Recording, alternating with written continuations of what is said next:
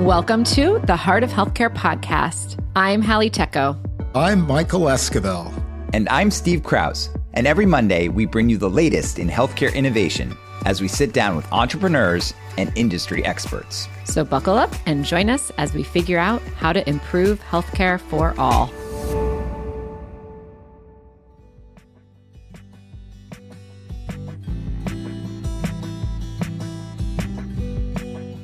Hello, listeners. Happy New Year, and welcome back to the Heart of Healthcare. I'm Steve Krause, and I'm pleased to be here with my co-host, Michael Esquivel, today. And we are so excited to talk about all the news to start the year. Michael, Happy New Year to you. You too, my friend. Good to hear you. Good to see you. Excited to kick off what I know is going to be a very, very promising 2025 for our sector. Yeah, it feels different right now. It feels like there's a lot of action going on for sure, and we're headed right into JP Morgan Healthcare. When this podcast is released, it'll be the start of JP Morgan, and there's always a lot of action at that conference. So I'm sure we'll have even more to discuss next month. But let's get started. Let's talk about this month of January's Digital Health Download. I'll take the first story, Michael. Let's do it. Yep. And so first story, the pharmacy benefit managers had a no good, very bad month last month, Michael. I mean, they are in the crosshairs of lots of different both political and public stories. Journalists, frankly, it started the month with actually a bipartisan bill being introduced by Senator Elizabeth Warren, who's known as being pretty liberal, and then Josh Haley of Missouri, who's known as being pretty conservative. Interesting, a bill in Congress that essentially would require PBMs that were owned by health insurers that had pharmacies to essentially separate or divest either the PBM or the pharmacy. That was story number one. Story number two, many people thought maybe with Trump's election, who, Republicans tend to be more business favorable in their policies. Many people thought maybe the PBMs, which have been in the crosshairs of left-leaning and Democratic regulators, that maybe Trump would be more, and his administration, be more gentle on them. But he made a remark to reporters that, frankly, we have this thing called the middlemen. The middlemen, right? The horrible middlemen that make more money, frankly, than the drug companies that do themselves. They don't do anything except they're middlemen.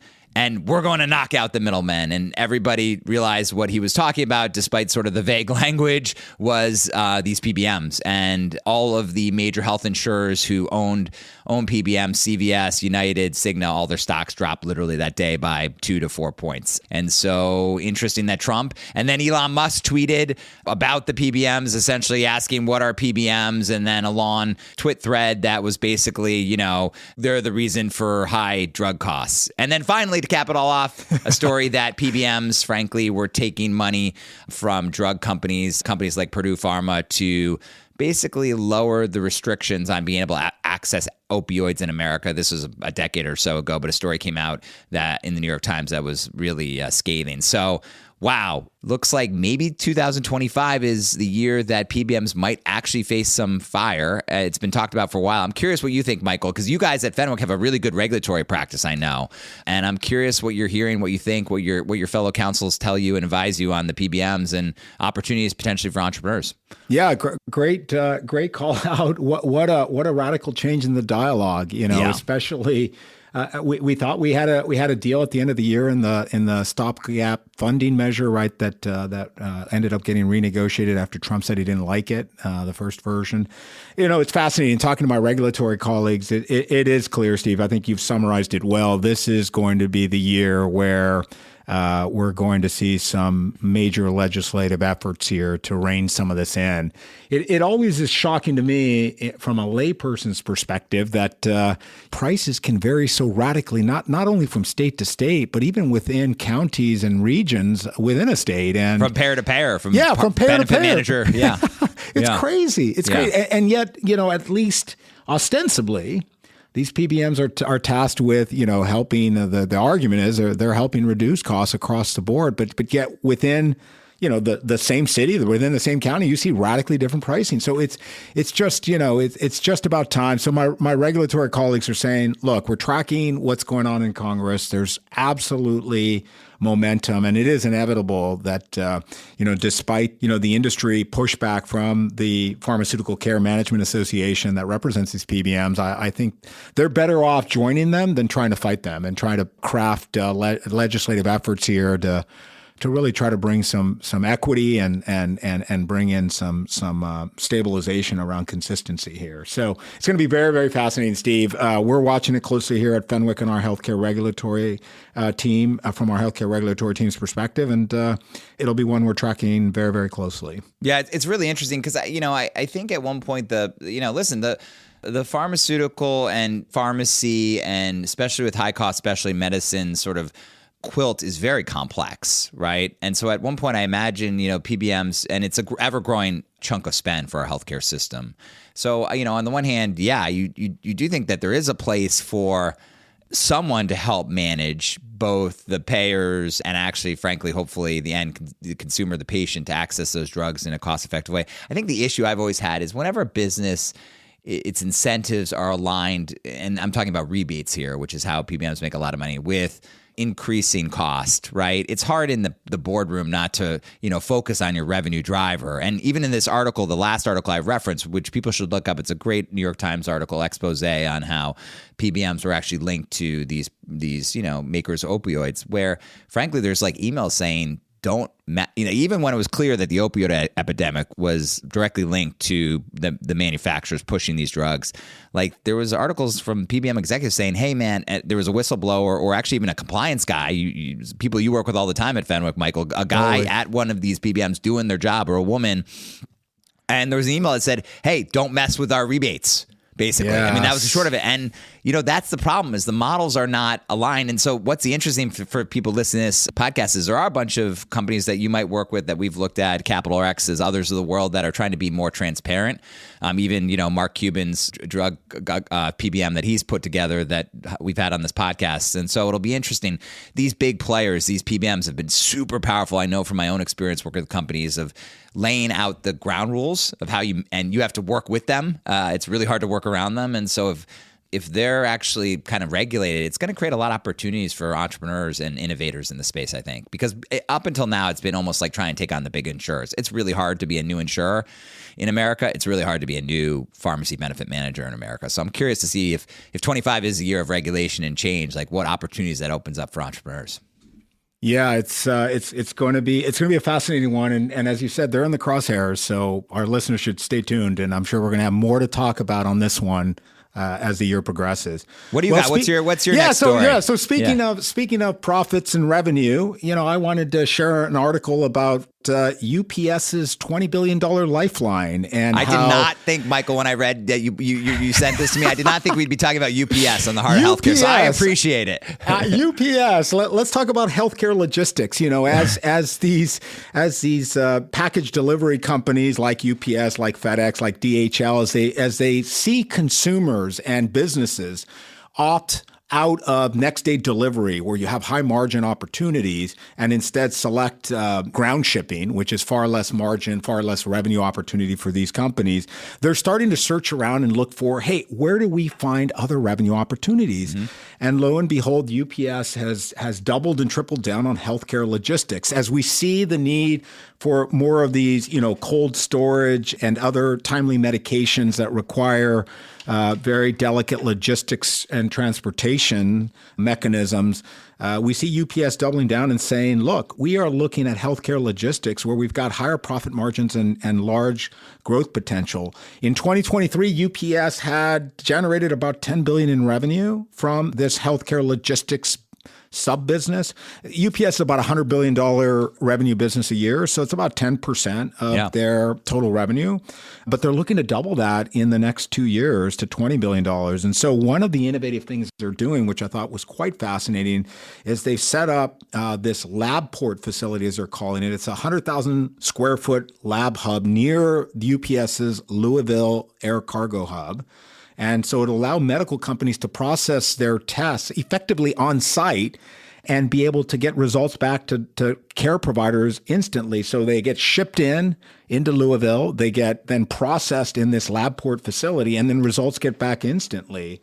And as you might imagine, these companies, they're able to really squeeze out some pretty interesting margin opportunities. So you might get $300 on that type of shipment compared to a fraction of that for delivering, say, a J. Crew box of socks. So in fact, UPS noted that the operating margin might be 18-19% on this healthcare logistics business compared to 10% for their overall business. So really, really fascinating. Yeah, it's really this story. Like I said, I was not expecting to see this come across the wire, but I appreciate you pointing out, and it hit on a couple of things I thought was really interesting. First of all, I thought one really smart thing about them, it's a small point of the article, is they actually have changed their branding. So, everyone knows UPS by the brown trucks and the brown boxes, and they've actually changed their boxes to be blue. And I thought that was really smart and interesting, right? Just to diagnose, brown is not a color you want to necessarily associate it with healthcare, but right. But the second thing, we've talked about this in the podcast. I've talked more about this as it relates to Amazon and Microsoft and Google and some of the big tech companies getting into healthcare. And I think that's going to happen more now with AI. It's a natural adjacency. But for sure, like if you're sitting in corporate America in a boardroom and you're looking for growth, which most companies are, like it's really hard not to have healthcare as an industry you have to be thinking about. And so I think Best Buy has gotten into healthcare, as we know. In fact, it's a lot of their business. This story sort of is supporting that, right? And even the fact that they've got, the shipping makes sense, but then the idea of setting up these, which I didn't appreciate when I first saw the headline of like setting up actual labs where people can go and run tests and then ship them immediately. I thought that was really interesting. That was sort of point number one that I had. And then the second thing is Louisville. Louisville might be, and now post-COVID, we know we're still, companies are sorting this out, but a lot more remote work. I think a lot more of it doesn't have to be in Silicon Valley or New York or Boston, the company. People are realizing great companies can be built anywhere. So like Louisville might become a healthcare destination because I imagine at least in the diagnostic state places, people might look, and Louisville might start to, as a public policy, invest in these companies to come to Louisville to build around this kind of LabPort idea. So that was where my head went of like, wow, entrepreneurship and innovation can happen anywhere. So I'm curious if are ecosystems that are built around these DCs, these distribution centers that, I'm sure UPS will have and FedEx will probably follow. That might be interesting to follow as well. What's crazy about that LabPort facility that UPS built at that 100,000 square foot facility is it's already fully subscribed. They've rented it all out for the next 10 years. Oh, I didn't realize that. Yeah, so they've got full occupancy. It just finished completion of construction last year, like literally weeks ago, and it's already fully subscribed. And there's no available space for the next 10 plus years. So, of course, right next to that 100,000 square foot LabPort facility, they've got a 182,000 square foot warehouse. And the cooling facility. So as some of these technologies require that refrigeration tech support, it's right there. So as you think about Ozempic and Zepbound and all of these meds that require cooling, it's all integrated there. So it's a really interesting play. Nonetheless, it's not going to be a high margin business because you've got the high cost of the equipment, the infrastructure, and the labor associated with it. But it certainly is going to create a very sticky customer base. And I think that's what's really appealing to UPS here. So yet to your point, Steve, yet further validation that healthcare really does touch and become a massive opportunity in sectors that historically you wouldn't have thought of as associated or related to healthcare in any way. Yeah, totally. What do you got next for us? My next story is an area that I'm super interested in, that we've started to see more entrepreneurship and venture investment in, the concept of ICHRAs, which for those who don't know, ICHRAs are individual contribution health reimbursement arrangements. So essentially think of it, that's a lot of words, but think of it as you basically, instead of you, Michael, getting group health insurance from Fenwick, where, Fenwick basically gives you, Michael, as an employee benefit health insurance coverage, right? And you maybe get to choose from one or two plans or whatever Fenwick offers. Same thing with me at Bessemer. Instead, Fenwick or Bessemer would say, hey, Michael, Steve, we're going to give you a lump sum of money. Call it $5,000, call it, whatever, $10,000, whatever they choose. And we're going to let you go shop for health insurance that fits your needs, which might be different from your fellow colleague or lawyer's needs. Might be a different plan. And it's going to be done on a tax-free basis. ICHRAs were created under the Trump administration, in the first Trump administration. And, they existed under Biden. But the thinking is that under the next Trump administration, ICHRAs are going to be even more supported and encouraged by the administration, by CMS. And the interesting thing is, I actually think the Obamacare exchanges are what's going to part of the chassis that's going to be used to actually have people shop when they get the money from their employer. But it's a really interesting trend. And Centene, which has actually been a successful company in terms of offering ACA, traditional Obamacare, individual and family plan, noted in their last investor conference that they are very bullish on the short and long-term opportunity for ICHRAs. And they aren't the only health insurance company. There's United and others are really bolstering up their efforts to include and increase the number of ICHRA plans they offer. And the idea here, of course, is to bring more individual shopping, more individual decision-making into health insurance purchasing, and therefore individuals be more involved in their healthcare overall. So curious what you think of ICHRAs. You guys probably have looked at them at Fenwick, and there's been some activity from recent venture-backed companies. So I'm pretty interested in this, and it's interesting to note that Centene actually called it out in their investor day this last quarter. Yeah, I was going to ask Steve, what you learned from that. I know they, at least to my knowledge and a limited subset there, this is the first time we've seen a healthcare enterprise like Centene actually, yes, spend time on their investor day talking about it. So, anything jump out in there? Because have they mentioned, whether they've launched and what they've seen in terms of any success with them to date? Well, the ICHRA market is relatively small. I mean, it exists, right? It's usually small and medium-sized businesses, Michael, who are taking advantage of it, right? Because if you think about it, my belief is that our health insurance payment schema that was set up is a vestige of tax law that allowed employers to offer, health insurance as a tax-free benefit, right? But that was that was a decision set in course decades ago. And in truth, most employers don't really want to be in the health insurance business, don't want to be in the health business. It's not, they do it because they want their employees and it's a employee benefit, but they would love, if you asked almost every single CFO or CHRO, if you said, hey, we could take this off your plate, everyone would be like, thank God, right? And there is a precedent for this in that obviously there's a precedent in the financial markets, right? Where frankly, back in the day, if you were a retiree, you had a defined benefit pension, which means, Fenwick probably didn't have this, but if you retired from Fenwick, they, often union-based businesses, they'd say, hey, Michael, you're going to get, $1,000 a month and it's going to be a defined benefit and we're going to manage it for you. And then this company, Fidelity, came up and some tax laws happened that allowed it to move to defined contribution. Now you have the whole 401k, individuals managing their own investment accounts after they retire, even while they're a current employee. So there's a precedent for this in the financial, investment market. And I think, frankly, it's not hard to see it move to healthcare, right? And in truth, it already has, in that actually the health benefit of retirees in America used to be defined benefit, and it's moved very much to defined contribution. So I think there's a pathway to this. I think employers want it.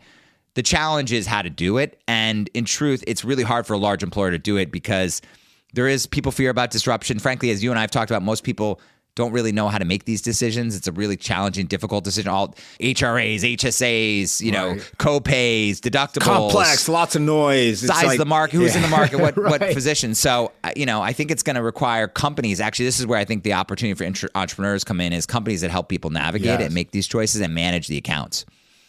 Yeah, I agree, Steve. That this is, for our entrepreneur founder listeners looking for new opportunities, new ideas. I think this is a huge one. I think you had mentioned, Steve, it was still relatively small. Did Centene share any numbers around how small it is? They have 300,000, I think, ACA members. If I remember correctly, I'm just going to check that number, Michael. And this is like they have 6,600 ICHRA members today. It's a slice. What's that? That's 5%, right? So it's a small slice of what they have. But I think, as all it takes a little regulatory push for people to move. And I think people want to move. Like I saw a study right now, as I said, it's mostly small, medium-sized businesses because it's easier to shift your, a few employees or 10 employees or 50 employees over to this idea to basically, if you're a large employer with tens of thousands, like it's going to be hard to shift all the way to ICHRAs. You're going to probably have to crawl, walk, run it. But I saw a study that said 45% of employers, according to, one of these employee groups on health forums, wants to actually move their employees to ICHRA or start the process too. So I think there's big tailwinds on this concept. again, wanting to get out of the health insurance business. Yeah, for sure. And it would be, it makes perfect sense for these small and medium-sized businesses, for sure. Curious if some of the large employers decide, hey, and maybe startups out there, this could be a massive revenue channel here. If they decide, look, to your point, I don't know, a CHRO or a CFO who wouldn't say, please get me out of this business. And, so it would be a real watershed moment if we could get one of those big employers to do it. Totally.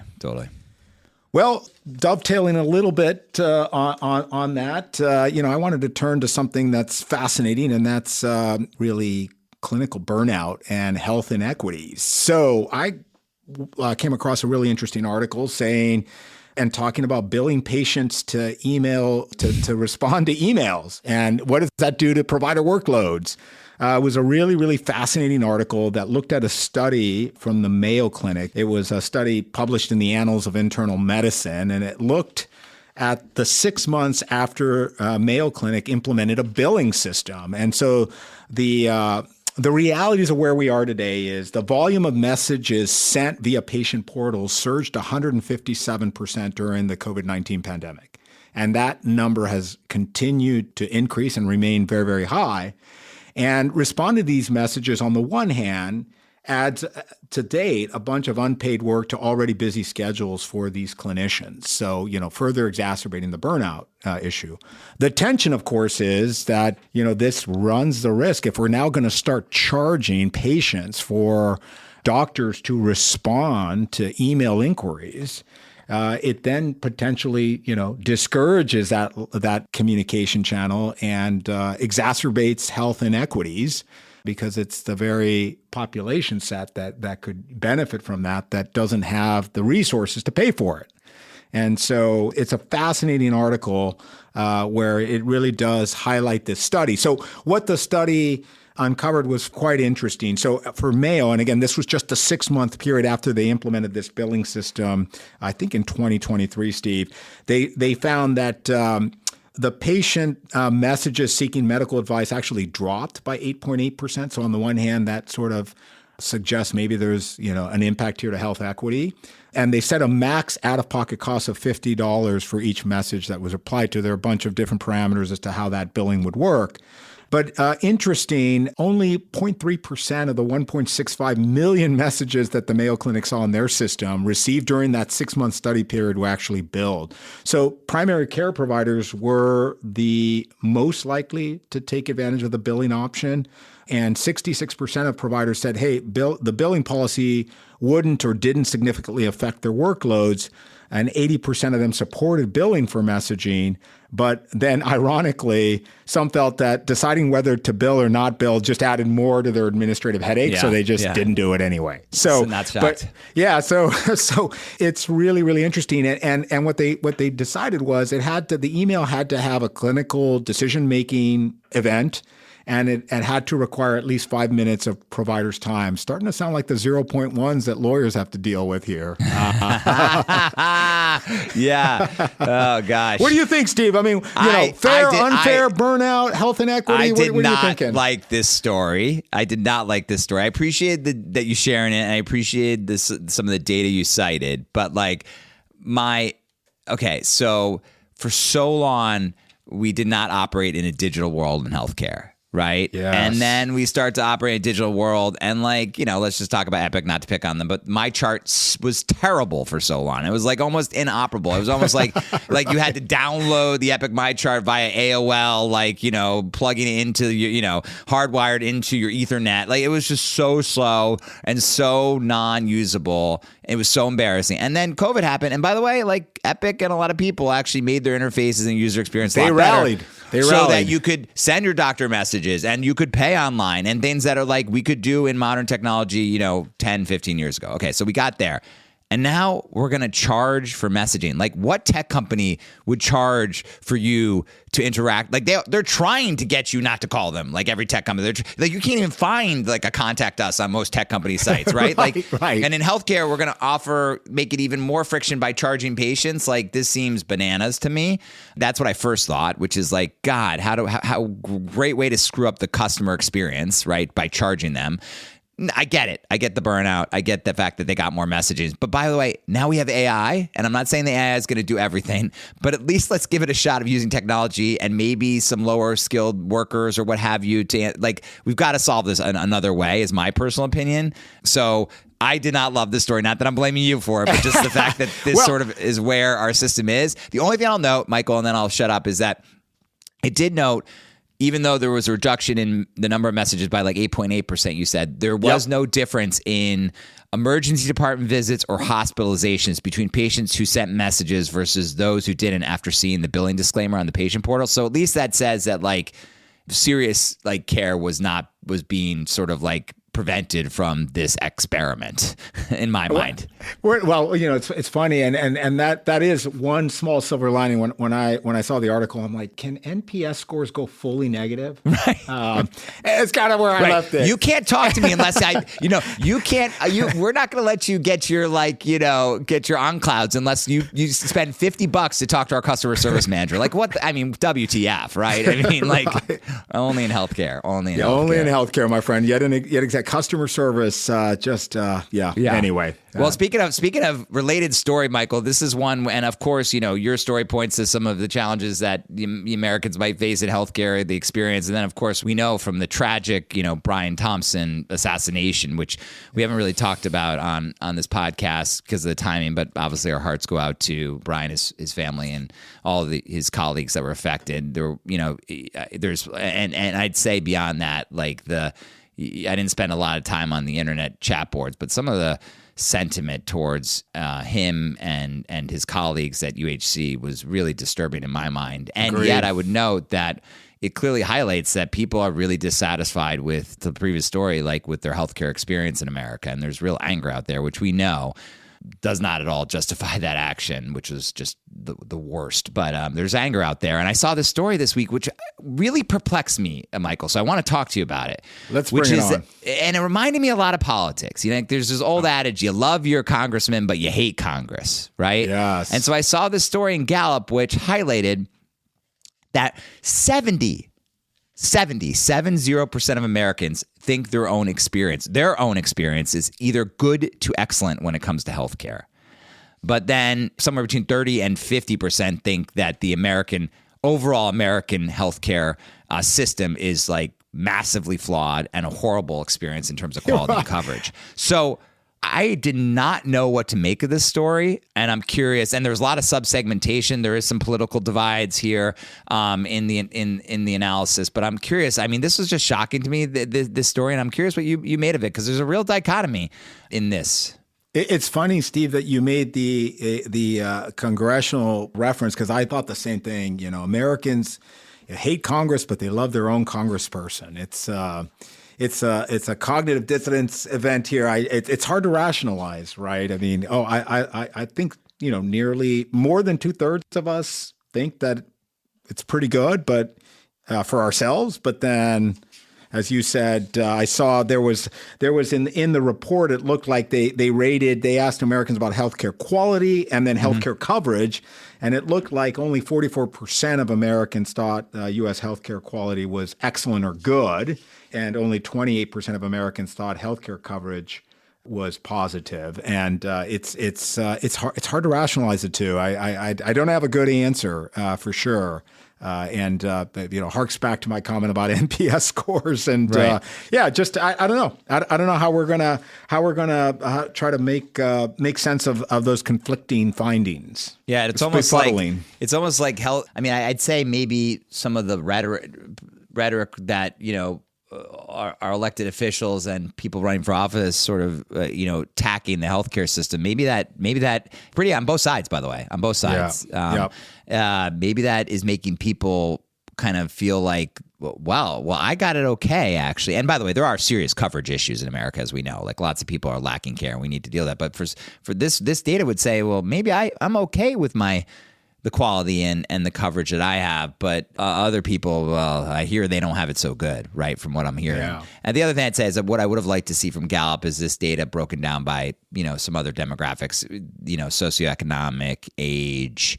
They broke it down by political affiliation, but that's a little rudimentary. I would have loved to see some of the subsegmentation, because this could also be an issue of those who are fortunate are feeling good, and those who are less fortunate, frankly, are really struggling, and their answers probably aren't as positive when it comes to coverage and quality. I don't know. I'd love to see that subsegmentation analysis. Yeah, that's a great point. Steve. Well, sort of moving from healthcare quality and coverage, let's talk about a big transaction that was in the news. On January 8th, Transcarent announced it was acquiring Accolade. I'm sure you saw this one, Steve. The headline I read was 2025 is off to a strong start for employers seeking improved healthcare solutions for their teams. You probably came across this one, Steve. There's lots to unpack here. But as we've talked about in Q4 of this podcast, we were bullish that M&A activity was going to improve here in 2025 as we maybe saw a different regulatory posture and an improved macro overall. And until we saw the jobs report that came out, I would have said more loosening of monetary policy, but maybe not after the jobs report that. For December that came out earlier this week here, the week of January 6th. But strong report. But in any event, here we've got Transcarent wanting to combine its AI-powered care experiences with Accolade's expertise in advocacy and expert medical opinions in primary care. So, it for me is, and curious to get your take, of course, Steve, your deep knowledge on this one. It really validates what we've talked a lot about as we've seen some consolidation coming down the pike, the transition from these standalone point solutions to a truly integrated single platform.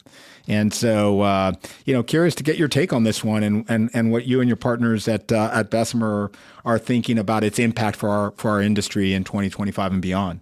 Yeah, well, we started the podcast by saying it's JP Morgan week, and this one got ahead of JP Morgan. But I expect we're going to see a lot of activity this coming weekend and the weeks to come and months to come. I mean, it makes sense, right? If you think about it, Michael, we've talked about this when the bubble burst in the zero interest ZIRP bubble burst, right? Every VC told all of their entrepreneurs, you need at least 24 months of cash, right? And preserve cash. And a lot of companies did that, and some are going to get out of it. Some have, frankly, fundamentally reworked their financials so they're self-sustaining and cash efficient or close to it.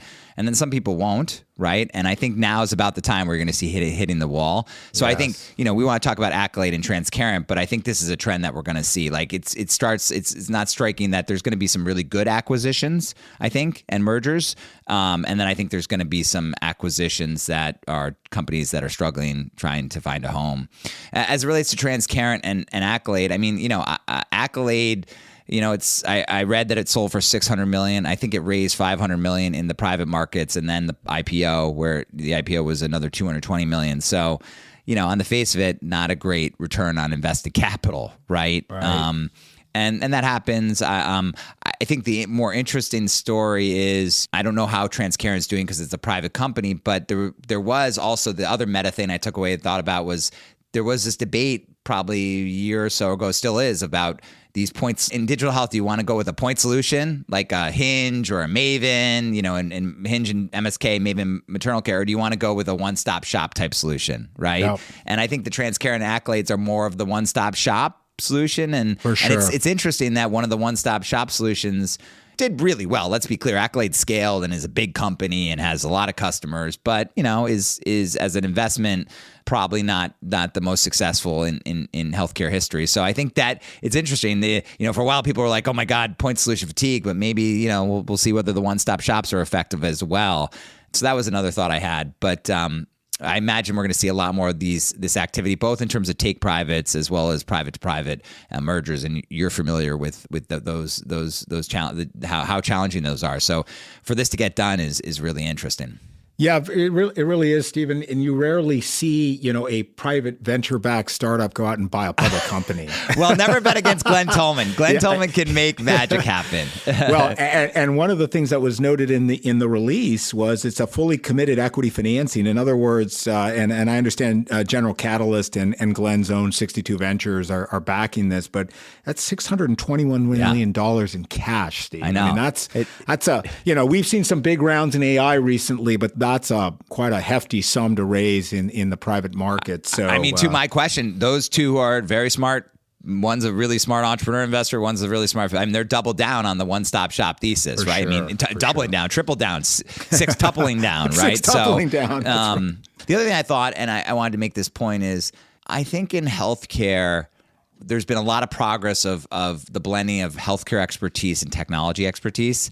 But I will say sometimes if I look at some of the chat boards, us healthcare folks can be a little cynical of the tech folks coming into our playground and like they don't understand healthcare and, blah, blah, blah, blah. The founder or the CEO, this is not the founder, but the CEO of Accolade, Raj Sain, who also him and his brother founded Concur, is like just a top-notch human being. For sure. And I just want to make sure that we don't.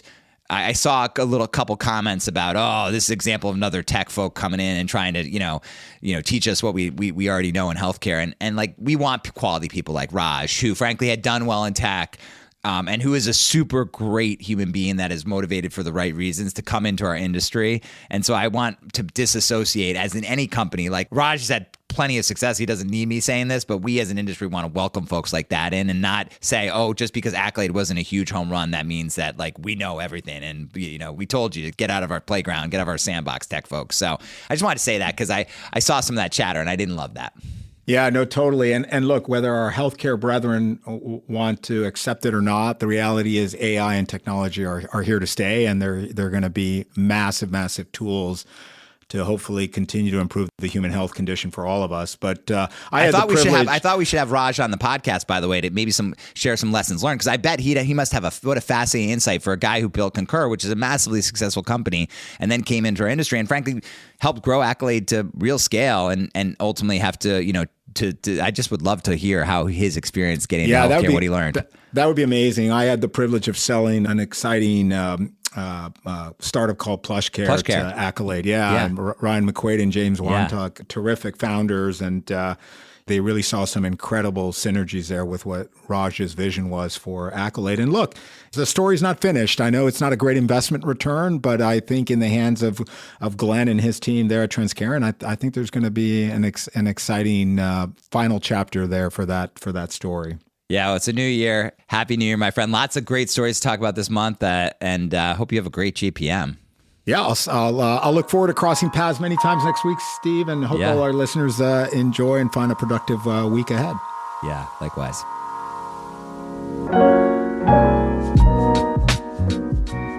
Thanks for listening to The Heart of Healthcare.